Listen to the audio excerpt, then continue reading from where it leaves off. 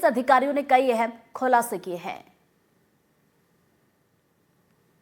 बीजापुर जिले में बीते दिन एक बड़ी मुठभेड़ हुई जिसमें 6 माओवादी मारे गए और मारे गए माओवादियों से जब्त हथियारों को लेकर आज बीजापुर पुलिस ने एक प्रेस कॉन्फ्रेंस किया। इस वक्त बीजापुर के एसपी जितेंद्र यादव हमारे साथ में, उनसे पूछते हैं सर ये कितनी बड़ी सफलता है, कौन कौन माओवादी मारे गए हैं और कितना इनाम था उन पर? देखिए, ये एक अच्छी सफलता मानी जा सकती है क्योंकि अभी जिस हिसाब से बीजापुर में है तो 2-3 इलाके बचे हैं जहाँ सिक्योरिटी वैक्यूम है और जहाँ ऑपरेशन करने के लिए लंबी दूरी तय करना पड़ता है। तो उसमें नेशनल पार्क एक ऐसा इलाका माना जा रहा है। तो उसमें जैसे डीवीसीएम जो दिलीप वेड़जा है वो उस एरिया का कमांडर है, इंचार्ज है। तो उस एरिया उसका मारा जाना मतलब और उसकी टीम का मारा जाना, तो वो एरिया धीरे से खाली होगा और जो बाकी लोग बचे हैं वो भी सरेंडर की तरफ आएंगे। तो ये एक अच्छी सफलता है हमारे लिए। और इसमें कुल 6 माओवादी मारे गए थे जिसमें 3 एसीएम, 1 डीवीसी और 2 पीएम थे और जिन पर 27 लाख का कुल इनाम था। कुल 27 हथियार कौन कौन से मिले हैं? देखिए, इसमें हथियार में 2 AK-47 था, उसके साथ में इंसास, कार्बाइन और 2 303। इसके अलावा एक बीजे लॉन्चर और ग्रेनेड, हैंड ग्रेनेड भी मिला है इसमें। सर बहुत कोशिश भी की जा रही थी पुलिस की तरफ से कि दिलीप वेड़जा सरेंडर कर दे और अन्य माओवादियों को, फिर भी क्या लग रहा है कि क्यों नहीं आ रहे हैं लोग? देखिए, इसमें लगातार पिछले कई सालों से दिलीप वेड़जा के लिए कोशिश किया जा रहा था विभिन्न माध्यमों से, चाहे आपके पत्रकार बंधुओं के माध्यम से भी या फिर बाकी लोगों ने भी काफ़ी प्रयास किया, पुलिस ने भी प्रयास किया सरेंडर कराने के लिए, लेकिन हो सकता है वो नहीं सरेंडर किया और जिसका खामियाजा आज उनको भुगतना पड़ा। अभी और कौन चुनौती के तौर पर अगर आप देखें तो जिले में बचा है? पापाराव एक बड़ा नाम माना जा रहा है। देखिए, अगर हम साउथ सब जनरल ब्यूरो जिसमें 3 डिवीजन आते हैं, दरभा, वेस्ट बस्तर और साउथ बस्तर, तो उसमें जो इंचार्ज जो है पापाराव है, वह भी हमारे एक प्राइम टारगेट के रूप में हम मान सकते हैं। इसके अलावा डीवीसीज हैं कुछ, जैसे में राहुल तेलम, शंकर, ये लोग हैं जो अभी भी जंगलों में घूम रहे हैं। इसके अलावा कुछ बटालियंस के मेंबर हैं। तो इस प्रकार कुल मिला के तीनों सब डिवीजन में से 2 सब डिवीजन है, जो वेस्ट बस्तर डिवीजन और साउथ बस्तर डिवीजन, इसमें कुछ लोग हैं जिनकी हम अभी तलाश। सर आज एक ग्रामीण की भी मौत हुई आईडी बम की चपेट में, तो क्या अभी भी ऐसे इलाके हैं जहां बहुत सारे आईडी बम लगे हैं, उस चुनौती से कैसे निपटेंगे? देखिए, नक्सलियों ने क्या किया था कि जैसे खासकर जो करेगुट्टालू वाले एरिया है और बाकी एरियाज हैं उसमें सुरक्षा बलों के लिए कई सारे उन्होंने आईडीज लगाए थे। तो अभी भी वो आईडीज लगे हुए हैं।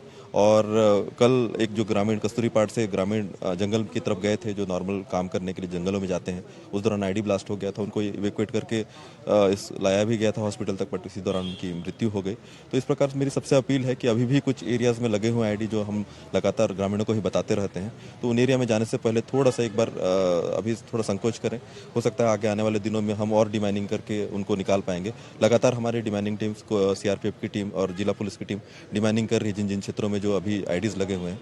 तो हमारी कोशिश ये है कि जितने से जल्दी हम आईडी निकाल सकें। पिछले दिनों में भी आपने देखा होगा कि हमने नेशनल पार्क मध्य एरिया से भी 17 और 18 कुल मिला के 35 से 40 आईडी अभी निकाला था। तो इस प्रकार अलग अलग एरिया में आईडीज लगे हुए हैं। तो मेरी सबसे अपील है, ग्रामीणों से भी अपील है कि थोड़ा सा जब ये जो वेंचर आउट कर रहे हैं अगर जंगलों में, तो थोड़ा सतर्कता से करें और कुछ भी अगर संदिग्ध नजर आ रहा है तो तत्काल पुलिस को बताएं। सर सरेंडर माओवादियों से मदद नहीं मिल रही है क्या, क्योंकि आईडी प्लांट तो उन्हीं के द्वारा करवाया गया? देखिए, सरेंडर माओवादियों से हमें लगातार मदद मिल रही है और इसी में जैसे मैंने बताया था मध्य एरिया में हमने कई सारे आईडी बरामद की, जिसमें 2 कमांड आईडी था और 35 अलग आईडी बरामद किए। तो अलग अलग आईडीज बरामद होते रहते हैं। बट कुछ ऐसे इलाके हैं जिसमें बहुत सारे आईडी लगाए गए थे, जैसे करेगुट्टालू में आपको पिछले साल ध्यान होगा जब हमारा ऑपरेशन चल रहा था तो उसमें 600 से ऊपर के आईडी हमें बरामद हुए थे। तो कई और आईडीज उसमें लगे हुए हैं, तो उनको निकालते निकालते थोड़ा समय लग रहा है और हमारी टीमें लगातार आईडी निकाल रही हैं। और आप विभिन्न माध्यम से जानकारी भी आपको मिल रही होगी कि हम लगातार डिफ्यूज कर रहे हैं आईडीज को, लेकिन थोड़ा समय लगेगा इस चीज़ को करने में। तो उसमें हमारी ग्रामीणों से यही अपील है, क्योंकि आपने देखा होगा कि पिछले भी दिनों में कुरचोली में भी एक आईडी ब्लास्ट हुआ, तो वो भी पुराना आईडी था जो बांस काटने के चलते वो गया था। बट होपफुली अभी अच्छा है, स्वस्थ है, इसका इलाज चल रहा है। तो इस प्रकार अलग अलग इलाके में आईडीज लगे हुए हैं। तो मेरी ग्रामीणों से यही अपील है कि थोड़ा सा वेंचर आउट करने से पहले थोड़ा सा भी सतर्कता बरतें। बहुत शुक्रिया सर। तो ये बीजापुर एसपी जितेंद्र यादव जिन्होंने एक अपील ये भी किया है कि अभी माओवादी जरूर सरेंडर कर रहे हैं या मुठभेड़ में मारे जा रहे हैं, लेकिन खतरा टला नहीं है। बहुत सारे ऐसे इलाके हैं जिन इलाकों में माओवादियों ने आईडी बम प्लांट कर रखा है, तो उस इलाकों में जाने से पहले एहतियात बरतें। और ये जो हथियार और वहाँ से सामान बरामद किए गए हैं, 27 लाख के कुल इनामी माओवादी हैं 6, जिनको मारने के बाद ये 2 AK-47, ये इंसास और एक 9mm का कार्बाइन, 2 303 और एक BGL लॉन्चर, ये हथियार हैं। एक जिंदा ग्रेनेड है, हैंड ग्रेनेड, जिसे वहाँ से बरामद किया गया है।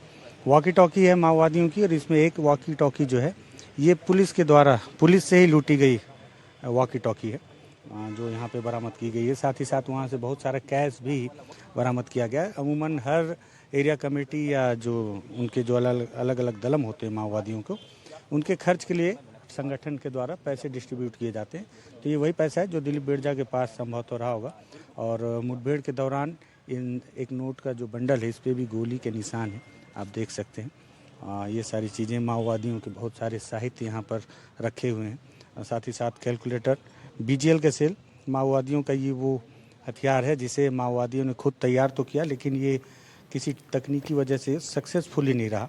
और ये सबसे राहत की बात जवानों के लिए रही, क्योंकि माओवादियों ने BGL सेल का निर्माण इतनी बड़ी संख्या में किया था। अगर ये सफल हो जाता तो ये जवानों के लिए आने वाले समय में सबसे बड़ी चुनौती बनती। बड़ी खबर आ रही है, मंत्री विजय शाह को सुप्रीम कोर्ट से झटका। जी हां, विजय शाह पर केस चलाने का आदेश दिया गया है और केस चलाने के लिए 2 हफ्ते का समय दिया गया है। सुप्रीम कोर्ट ने विजय शाह की माफी को नामंजूर कर दिया है और अब माफी देने में बहुत देर हो चुकी है, ये सुप्रीम कोर्ट ने कहा है।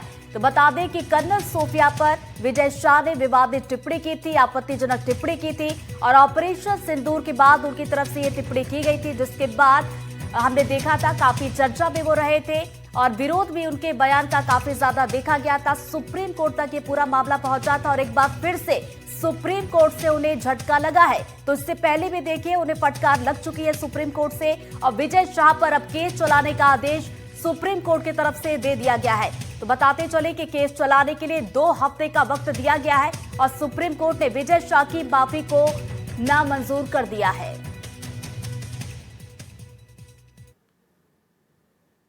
और यहां पर वक्त हो चला एक बहुत छोटे से ब्रेक का, फौरन लौट रहे हैं।